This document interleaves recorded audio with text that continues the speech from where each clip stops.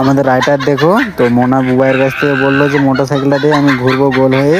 আজও আমি যাব মাঠ, কারণ ধান বিলে জল কাটাতে, কারণ ধান বিলে প্রত্যেকদিন জল, ধান বিলে আসতে দেখছি কালকের মতনই প্রচুরই জল। তো আমি ঘাই কাটিয়ে দিলাম, তো ঘাই কাটিয়ে দিয়ে আজকে ওই হিলের মাথায় বসবো। আমি জল কাটিয়ে চলে আসলাম খাল দিয়ে, কারণ মাছ ধরছে। তো আসতেই দেখছি বাচ্চাগুলো খেলছে। তো বাচ্চাগুলো কি করছে জানি না, তো আমি ওদের ভিডিও করে নিলাম। তো বাচ্চাটাকে বললাম যে তুই হাই করে দে, তো হাই করে জল বেরিয়ে গেছে। এখন আমি ঘাই বানিয়ে দেবো। তো আমি এখন গরুর নিয়ে গিয়ে বেতা গাছ কেটে দেবো, তো গরুর জন্য ঘাটা করতে হবে। তো বেতা গাছ আমার কাটা কমপ্লিট, এখন আমি বস্তায় ভরে নেব। বস্তায় এগুলো এখন বাড়িতে দিয়ে আসতে হবে, কারণ দাদা ঘাটা করবে।